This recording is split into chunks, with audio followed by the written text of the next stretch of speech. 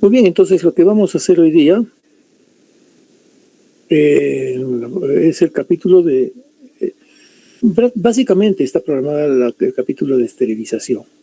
Pero antes del capítulo de esterilización hay una serie de términos que ustedes deben de conocerlos y deben saber por sus definiciones, ya que en muchos casos estos términos los van a encontrar ustedes en sus libros, o bien estos términos los van a utilizar personal de apoyo en la práctica médica, ¿no?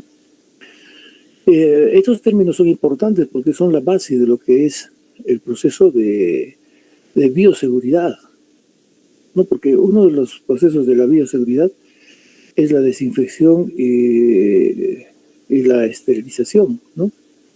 Entonces, estos términos ustedes tienen que conocerlos para poder llevar a cabo una buena práctica médica. El término de antisepsia, anti quiere decir antes, ¿no? El término antisepsia corresponde a la prevención de la sepsis. Es decir, la prevención de la sepsis se hace por medio de métodos antisépticos.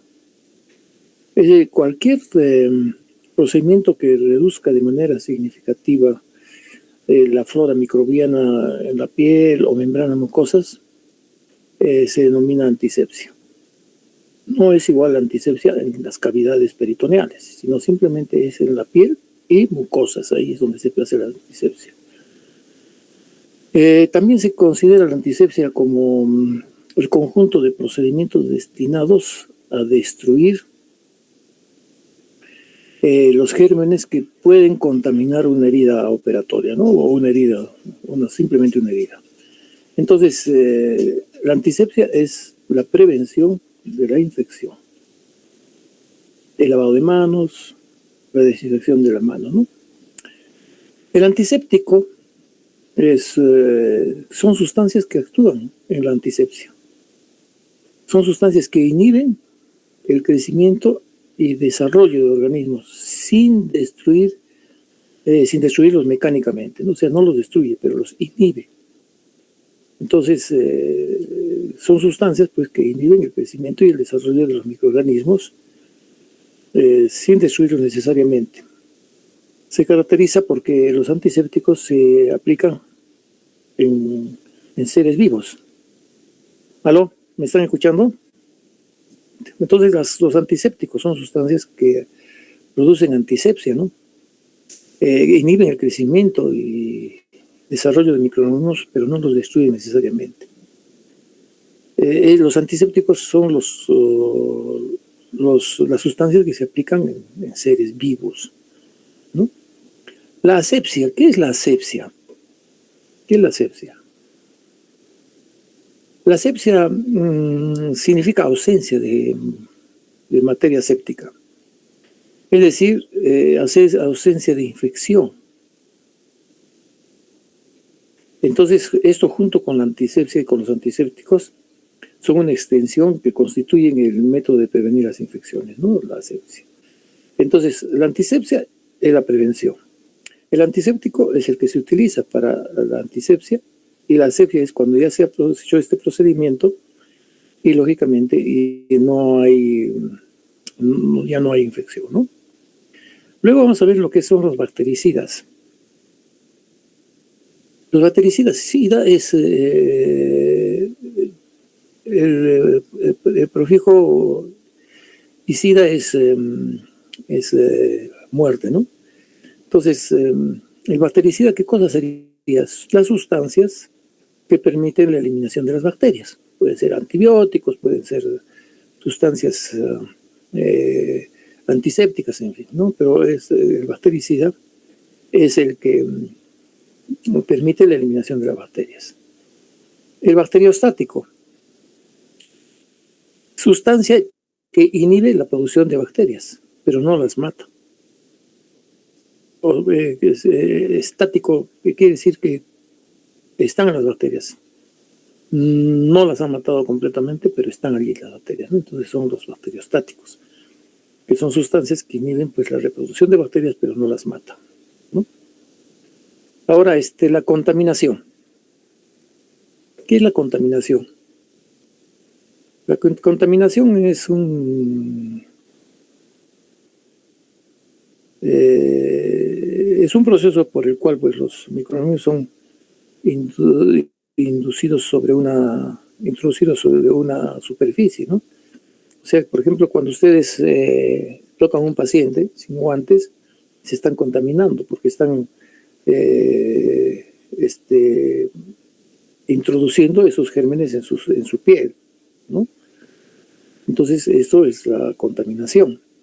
Entonces, la contaminación, pues, es el proceso por el cual los microorganismos son introducidos sobre una superficie. Ustedes pueden estar infectados, de repente tocan una superficie metálica, una superficie de vidrio, y eso produce, está contaminándose esto, ¿no? Como también se puede estar contaminando seres, ¿no?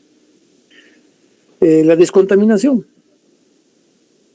sería ya la descontaminación. Indica que se elimina, ¿no? O se libera. Entonces, ¿qué cosa sería la descontaminación? Es cuando una persona o un objeto ha sido liberado de una sustancia contaminante, pues, ¿no? Entonces, la descontaminación es la liberación de una persona o de un objeto de alguna sustancia contaminante. La desinfección la tenemos, es la eliminación pues, de microorganismos patógenos, o los vuelve también inertes a los patógenos, a los microorganismos patógenos, en lugares inertes. O sea, nosotros el antiséptico se utilizaba en quiénes, en los seres vivos. Entonces la descontaminación se utiliza, la descontaminación se utiliza también en seres inertes, ¿no? Como también los desinfectantes se utilizan en términos en materiales inertes, ¿no? La desinfección. Entonces, la desinfección es la eliminación de microorganismos patógenos, o estos, si no son eliminados, por lo menos se vuelven inertes, especialmente en materiales que no son seres vivos, ¿no? O sea, eliminan en la desinfección se eliminan todas las bacterias, pero lo que no se elimina son las esporas. Por eso que la descontaminación no es un término que nos importe mucho en lo que es la esterilización, ¿no? La desinfección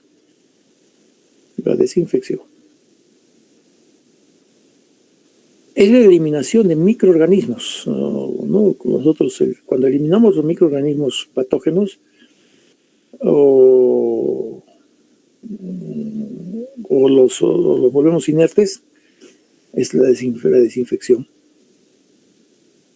Entonces, es importante conocer este término, porque la desinfección también es la eliminación de los microorganismos patógenos, pero no de las esporas, ¿eh? El desinfectante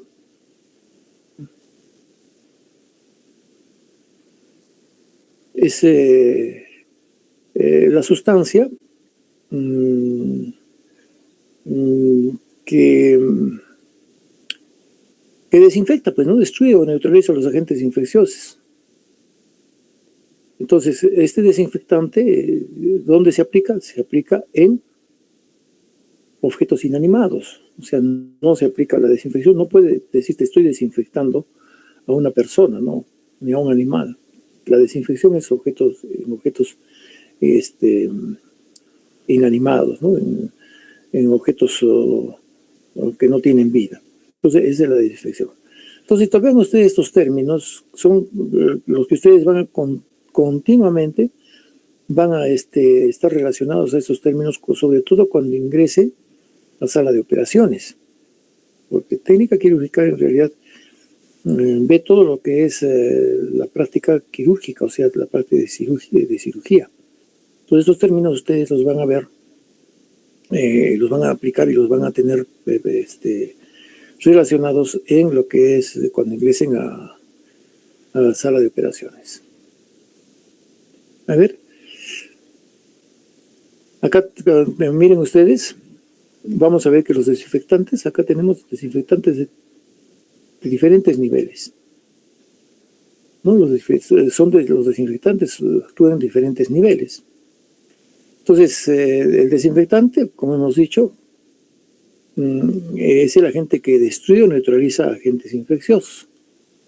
Y ya les había dicho de que estas sustancias o elementos se utilizan en objetos inanimados.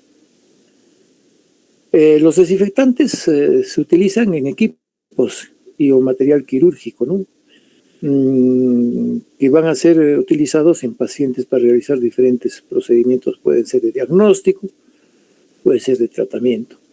Y de acuerdo a los niveles de desinfección se dividen en 3 grupos: desinfectantes de alto nivel, desinfectantes de nivel intermedio, desinfectantes de nivel bajo. Vamos a ver también la elección de los desinfectantes en críticos, semicríticos o no críticos. Bien, entonces, ¿qué son los desinfectantes de alto nivel? La diferencia está en la capacidad de destruir los gérmenes, ¿no? Entonces, los desinfectantes de alto nivel van a matar las bacterias vegetativas, como son los bacilos de la tuberculosis, los hongos, los virus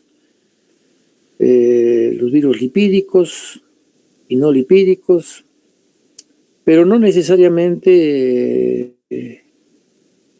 a alto número de esporas, ¿no? Cuando estos desinfectantes de alto nivel a veces no actúan cuando hay un nivel alto de esporas.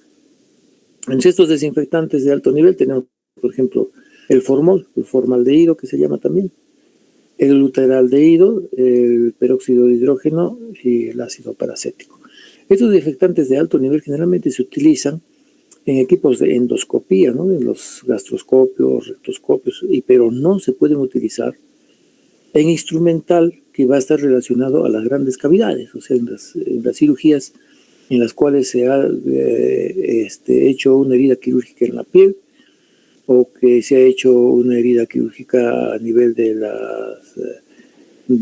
los peritoneos o de los órganos, ¿no? Entonces, estos desinfectantes de alto nivel son exclusivamente para destruir gérmenes que pueden estar en la superficie de los equipos de endoscopía o de exámenes donde hay mucosas, ¿no? Y piel también, ¿no?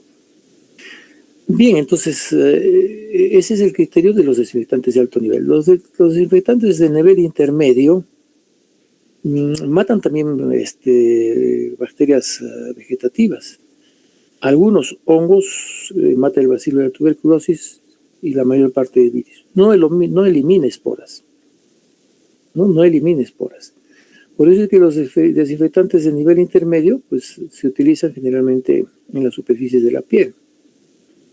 Así tenemos, por ejemplo, el alcohol etílico, que estamos utilizándolo ahora pues, en lo que son desinfectándonos las manos, después para evitar el contagio con el SARS-CoV-2, el etílico, el isopropilípico, los 2 alcoholes son buenos. El cloro, las sustancias derivadas del cloro, compuestos iodoformados, como por ejemplo utilizamos a veces la iodopovidona, ¿no? La iodopovidona es una sustancia que está a base de yodo y que la utilizamos para lavarnos las manos, lo que le llaman también el yodo gel, ¿no? O también se le conoce como isodine espuma, ¿no? Por ejemplo, el isodine, que es una sustancia antiséptica, se utiliza para es un compuesto que está formado a base de ¿cómo se llama? De yodo. Entonces, se utiliza en las superficies de la piel para desinfectar la piel después de que se ha hecho el lavado. Se desinfecta la piel con isodine para el acto quirúrgico. Aunque ahora ya hay sustancias desinfectantes de nivel intermedio que no es necesario ya incluso utilizar el lavado de la piel, sino directamente se hace el pincelado. Eso vamos a verlo posteriormente, ¿no? Entonces, los desinfectantes de nivel intermedio matan bacterias vegetativas, matan no todos los hongos, ¿no? Pero matan hongos, matan el bacilo de la tuberculosis, y la mayor parte de virus, ¿no? Entonces, por eso son buenos elementos que se deben utilizar en la superficie para los actos de los cuales ya se tenga que penetrar la piel.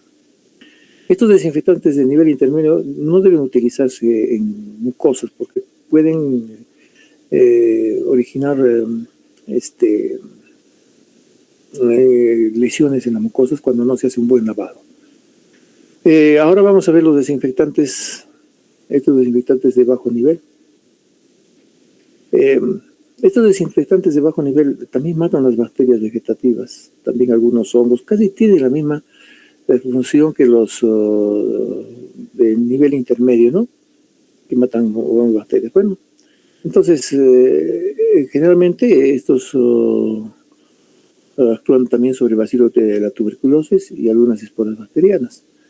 Están relacionados a los compuestos de amonio cuaternario, ¿no?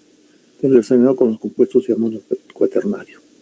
Entonces, estos desinfectantes de bajo nivel son desinfectantes que generalmente sirven para lavarse solamente las manos, ¿no? Y que no deben utilizarse en el lavado ni en el tratamiento de ningún tipo de instrumentales ni equipos para los estudios endoscópicos. ¿Cómo es que nosotros vamos a elegir el tipo de desinfectante? Nosotros en nuestro organismo tenemos áreas que son áreas críticas, semicríticas y no críticas, ¿no? Entonces, para la elección del desinfectante es necesario conocer la categoría de instrumental y artículos que se van a utilizar en un acto médico quirúrgico, de acuerdo al riesgo de infección que se pueda producir. Para esto se han clasificado, pues,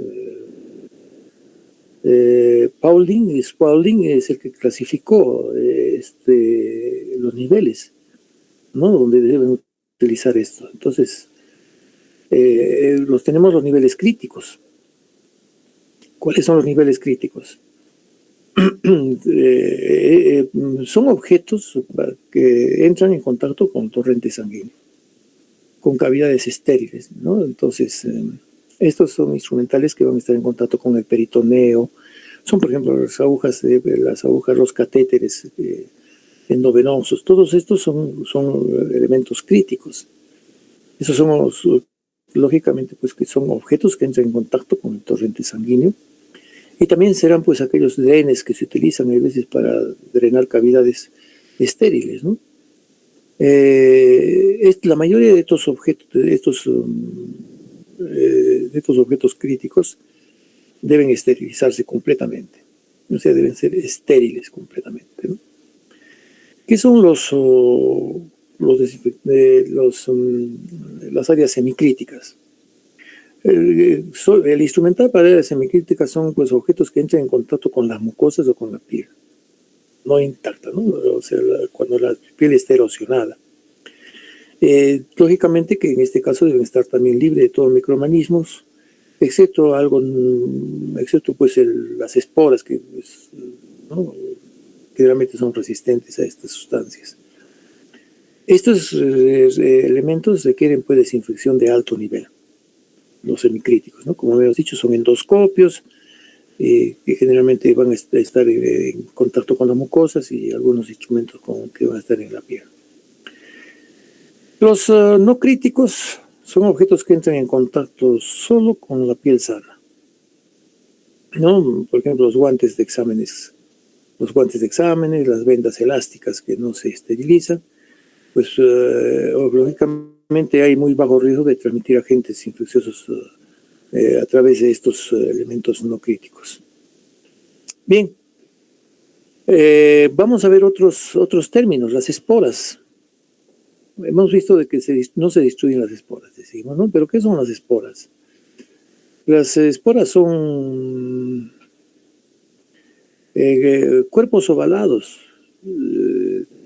refringentes, que están dentro del interior se han formado en el interior de una bacteria, especialmente de los gérmenes del Bacilliae, que son el Bacillus, el Clostridium,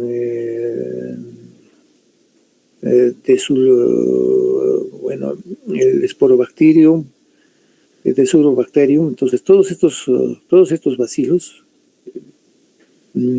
corresponden a la familia de los Bacilliae, ¿no? Y que se forman dentro de las bacterias. Entonces, ¿cómo se consideran? A estos se les considera como un estadio de reposo, digamos, de reposo en su historial celular. ¿Y por qué se caracterizan los bacilos?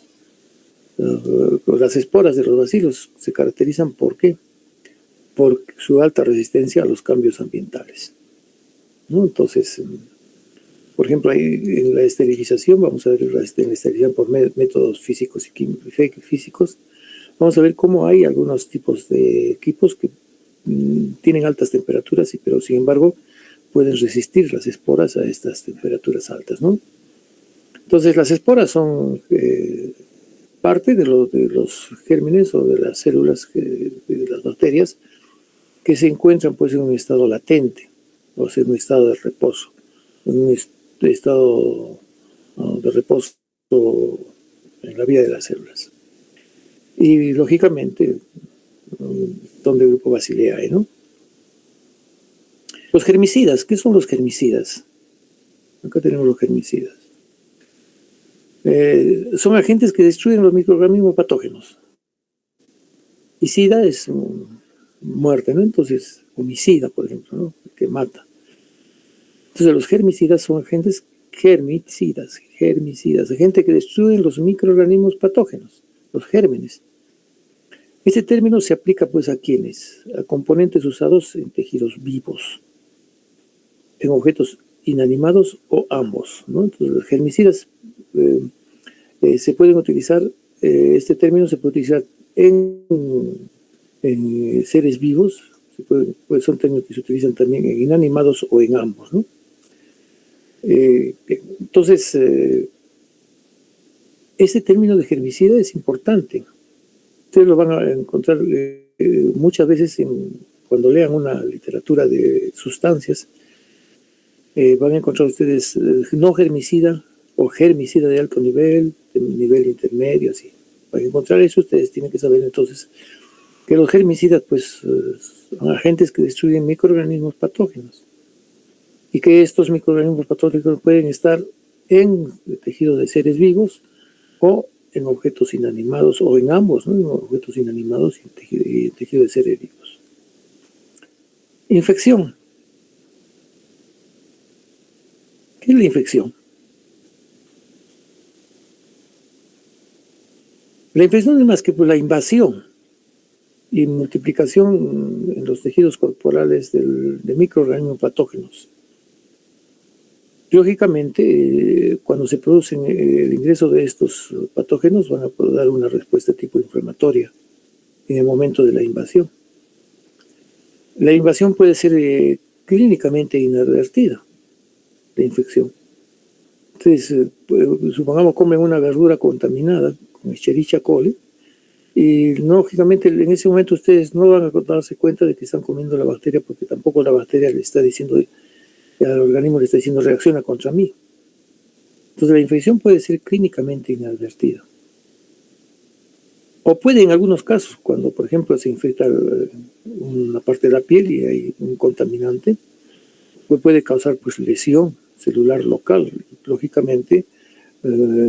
Esto originado por un metabolismo competitivo debido a las toxinas que tienen los gérmenes y que en el momento de duplicarse intracelularmente o producir una reacción antígeno-anticuerpo va a originar esta lesión celular local y lógicamente necrosis, ¿no? Con todo el proceso inflamatorio que ustedes ya lo conocen. Estas infecciones pueden permanecer localizadas, ¿no? Como dije acá, pueden permanecer localizadas, pueden presentar una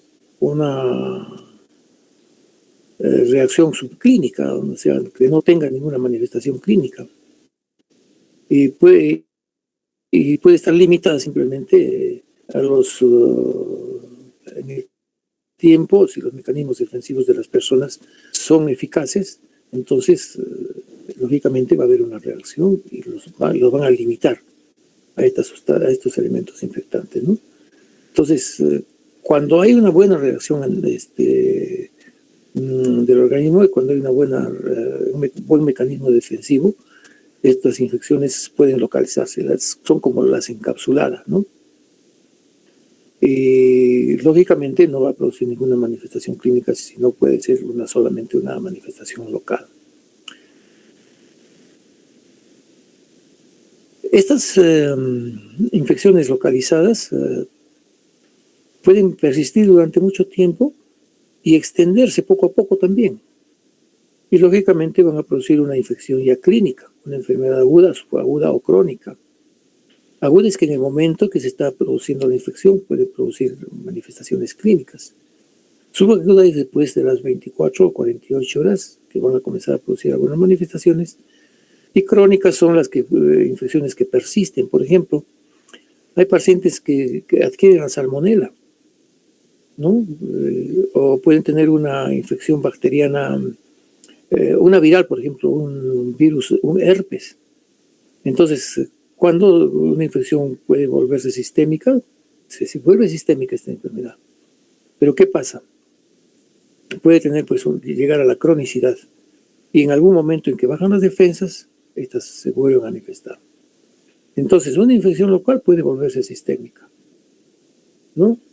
Lógicamente, esta infección generalmente está producida por bacterias o sus virus. ¿Y por qué? ¿Por qué se vuelven sistémicas? Porque ingresan al sistema linfático y después al vascular, como hemos visto en una figurita que les enseñé en la clase anterior, ¿no? Entonces ingresan al sistema vascular a través del sistema linfático y lógicamente se van a volver infecciones sistémicas. Entonces las infecciones, pues algunas son inadvertidas, algunas pueden permanecer localizadas o encapsuladas, y cuando persiste esta infección, lógicamente va a producir un problema sistémico por diseminación en el sistema hemático y generalizado, ¿no? La limpieza. ¿Qué es la limpieza? Es la eliminación física de la sangre, fluidos corporales o cualquier otro material extraño. Puede ser polvo, puede ser suciedad, que se encuentre en la piel o en los objetos inanimados. Entonces, ¿cuándo se realiza esta limpieza? Se realiza antes de la desinfección y de la esterilización. O sea, para que nosotros tengamos un buen proceso de desinfección, para que tengamos un buen proceso de esterilización, primero tenemos que hacer limpieza, es decir, eliminar las grasas que se encuentran en los tejidos, eliminar la sangre, por ejemplo, si hubiera pus, entonces se limpia bien la piel, todo esto, y lógicamente después de eso se hace el proceso de desinfección o esterilización, ¿no? La saponificación.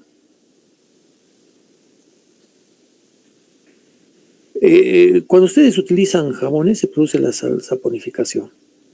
O sea, cuando ustedes utilizan jabón para lavarse las manos, ¿no? Entonces, ¿qué es la saponificación? Es la conversión de los lípidos en jabones. Este proceso es un proceso químico que consiste, pues, en desdoblar los ésteres en ácidos y alcohol mediante acción álcali, ¿no? Entonces, los jabones tienen esa propiedad.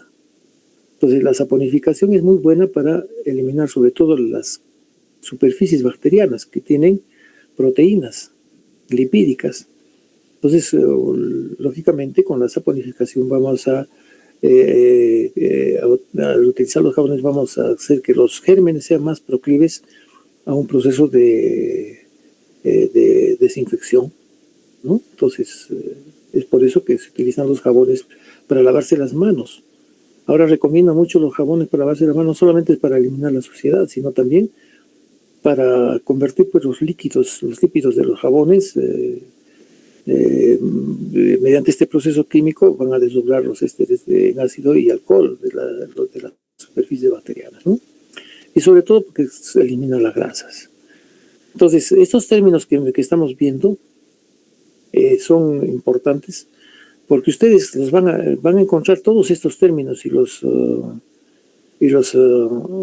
anteriores, ¿no? La antisepsia, la asepsia, y todos estos términos los van a encontrar permanentemente, van a estar utilizándolos cuando hagan sus prácticas en sala de operaciones o cuando hagan una intervención quirúrgica o cuando ustedes ya como médicos vayan a preguntarle a su personal, ¿ya me desinfectaste? ¿Has hecho la desinfección de alto nivel? ¿Cómo está el instrumental que vamos a llevar en áreas críticas? ¿Ya las esterilizaste? En fin, ¿no? Entonces, todos esos términos ustedes los van a ver y los van a utilizar cuando estén en el área clínica quirúrgica. Bien, ahora vamos a ver este término de esterilización. ¿Qué es la esterilización? Este es un término muy importante, es digamos, el término más importante que se utiliza en la práctica quirúrgica, porque está relacionado directamente a todo lo que son material quirúrgico, instrumental y material quirúrgico, sea de tela o sea de algodón, o las suturas, todo, ¿no? Entonces, todo eso tiene que estar estéril. Eso es debido a que los instrumentos, materiales y otros equipos utilizados en cirugía, pues deben encontrarse estériles. Es vital distinguir entre el proceso de esterilización y otros procesos que hemos hablado anteriormente, ¿no? Por eso es que nosotros yo les he comentado los otros procesos que van a ver ustedes qué diferentes son a lo que corresponde a la esterilización. Entonces, ¿qué es la esterilización? Es un proceso que asegura, miren ustedes, acá está la clave de nuestro, asegura la destrucción o eliminación de todos los microorganismos y sus formas de resistencia, que son las esporas del material sometido al proceso quirúrgico, no al proceso de que vamos a intervenir a un paciente en contacto con sobre todo con mucosas y sangre, ¿no? Entonces, la esterilización es eso, la destrucción completa de gérmenes y esporas mediante diferentes métodos, ¿no? No existen grados de esterilización. La esterilización es total. No hay esterilización primer grado, de segundo, no. Pues un instrumento esté esterilizado o no. La finalidad de la esterilización es, por tanto, eliminar pues todos los organismos patógenos y sus formas resistentes. ¿Y qué nos va a llevar esto? Nos va a llevar a que un producto sea estéril, ¿no? La esterilización nos lleva a un producto que sea estéril. Entonces, un producto estéril es aquel que está libre de microorganismos viables, o sea, de microorganismos vivos. Normalmente estos productos, aunque fabricados en condiciones controladas, están contaminados con microorganismos y por lo tanto se consideran no estériles, ¿no?